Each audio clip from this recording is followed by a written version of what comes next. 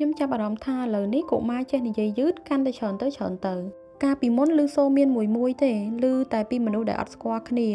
តែឥឡូវសម្បូរមែនតែនខ្ញុំឮពីមិត្តភ័ក្តិឮពីអ្នកជិតខាងហើយសូម្បីតែក្មួយខ្ញុំអាយុ73ឆ្នាំហើយក៏អត់ទាន់ចេះនិយាយដែរវាធ្វើឲ្យខ្ញុំចាប់ផ្ដើមគិតថាតើកុមារនិយាយយឺតពិតជាកើនឡើងមែនឬក៏គ្រាន់តែឥឡូវហ្នឹងយើងផ្ដោតការចាប់អារម្មណ៍លើការលូតលាស់ពួកកុមារច្រើនជាងមុននឹងខ្ញុំបន្តខ្ញុំសូមបញ្ជាក់ថាខ្ញុំមិនមែនជាដុកទ័រឬជា speech therapist ឬក៏ជាអ្នកជំនាញផ្នែកអភិវឌ្ឍកុមារអីទេខ្ញុំគ្រាន់តែជាម្ដាយម្នាក់ដែលចង់ចែកម្លែកការសង្កេតផ្ទាល់ខ្លួននិងចំណេះដឹងតិចតួចដែលបានអានពីសៀវភៅនិងបទពិសោធន៍ក្នុងការចិញ្ចឹមកូនទាំងពីររបស់ខ្ញុំដំបូងយើងត្រូវចងចាំថាកុមារម្នាក់ៗមានល្បឿននៃការលូតលាស់ខុសៗគ្នាអ្នកខ្លះនិយាយបានលឿនអ្នកខ្លះទៀតនិយាយយឺតជាងការនិយាយយឺតមិនប្រកាសថាកុមារដឹងតែមានបញ្ហាអីធ្ងន់ធ្ងរទេកត្តាទី1គឺបញ្ហាការស្ដាប់ព្រោះថាកុមាររៀននិយាយតាមរយៈការស្ដាប់បញ្ហានេះកើតឡើងផ្ទាល់លើប្អូនជីដូនមួយរបស់ខ្ញុំដែលគាត់អត់អាចនិយាយបានដោយសារតែគាត់ស្ដាប់អត់ឮរហូតដល់គាត់ទទួលបានការវះកាត់តិចហើយប្រើឧបករណ៍ជំនួយការស្ដាប់អញ្ចឹងគាត់ក៏អាចស្ដាប់ឮហើយគាត់ចាប់ផ្ដើមរៀននិយាយពីពេលហ្នឹងមកគាត់និយាយអត់ច្បាស់ដូចកុមារទូទៅទេដោយសារគាត់រៀនស្ដាប់ហើយនឹងរៀននិយាយហ្នឹងយឺតជាងគេដែរកត្តាទី2គឺការខ្វះអន្តរកម្មជាមួយមនុស្សជុំវិញខ្លួនព្រោះថាកុមារមិនរៀនភាសាតាមរយៈតែការស្ដាប់ប៉ុណ្ណឹងទេពួកគេរៀនតាមរយៈការសន្ទនាការលេងការមើលមុខគ្នានិងការឆ្លើយតបគ្នាទៅវិញទៅមកហើយកត្តាមួយទៀតដែលអ្នកជំនាញជាច្រើនដែលគេកំពុងសិក្សាហ្នឹងគឺការប្រើប្រាស់អេក្រង់ខ្ញុំមិននិយាយថាទូរស័ព្ទឬ tablet បណ្ដាលឲ្យកុមារនិយាយយឺតទេប៉ុន្តែការស្រាវជ្រាវមួយចំនួនបានបង្ហាញថានៅពេលដែលអេក្រង់ជំនួសការប្រាស្រ័យទាក់ទងជាមួយពុកម្ដាយឬអ្នកថែទាំហ្នឹងវាអាចប៉ះពាល់ដល់ការអភិវឌ្ឍភាសាហើយក្នុងករណីខ្លះទៀតការនិយាយយឺតក៏អាចពាក់ព័ន្ធដល់ស្ថានភាពលូតលាស់ផ្សេងទៀតដែលត្រូវការវិតម្លៃជាក់ស្ដែងពីអ្នកជំនាញនិងបណ្ដឹងច្បាស់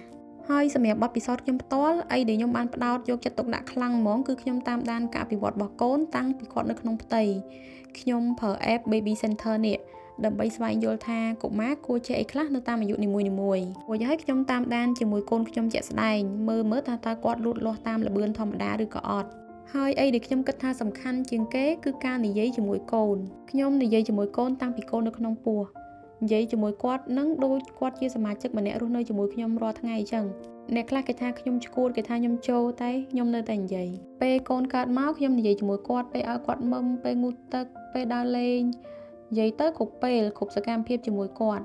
ពេលខ្លះវាហាក់បីដូចជាខ្ញុំកំពុងនិយាយម្នាក់ឯងព្រោះកូនអត់ទាន់អាចឆ្លើយតបមួយខ្ញុំបានទេប៉ុន្តែកុមាររៀនភាសាតាមរយៈការស្ដាប់ភាសាជារៀងរាល់ថ្ងៃហើយវាជាការពិតដែលកុមារម្នាក់ខុសៗគ្នាហើយខ្ញុំក៏មិនហ៊ានអះអាងថាធ្វើបែបហ្នឹងជាមូលហេតុដែលធ្វើឲ្យកូនខ្ញុំនិយាយបានលឿនទេប៉ុន្តែខ្ញុំជឿថាការប្រាស្រ័យទាក់ទងជាប្រចាំគឺអាចជួយបានច្រើនហើយមានរឿងមួយទៀតដែលខ្ញុំតែងតែគិត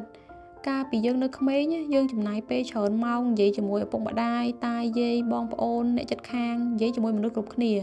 ប៉ុន្តែសប្តាហ៍ថ្ងៃនេះកុមារជាច្រើនចំណាយពេលជាមួយអេក្រង់ច្រើនជាងជាមួយមនុស្សទៀតខ្ញុំអត់ដឹងថានេះជាមូលហេតុទាំងស្រុងឬក៏អត់ទេប៉ុន្តែវាជារឿងមួយដែលយើងគួរតែគិតពិចារណាឡើងវិញដែរចុងក្រោយខ្ញុំគ្រាន់តែចង់លើកទឹកចិត្តឲ្យឪពុកម្ដាយតាមដានការអភិវឌ្ឍរបស់កូននិយាយជាមួយកូនឲ្យបានច្រើនអានសៀវភៅឲ្យកូនស្ដាប់លេងជាមួយកូនហើយបើសិនបើប៉ាម៉ាក់មានការព្រួយបារម្ភអំពីការនិយាយរបស់កូនសូមកុំស្ទាក់ស្ទើររុះរាន់បញ្ញាប់ស្វែងរកជំនួយពីអ្នកជំនាញឲ្យបានឆាប់បើយើងដឹងកាន់តែឆាប់យើងជួយកូនបានកាន់តែលឿនចុះចំណែកកូនរបស់បងប្អូនវិញតើគាត់ចេះនិយាយនៅអាយុប្រហែលជួយខមមិនប្រាប់ខ្ញុំវិញផង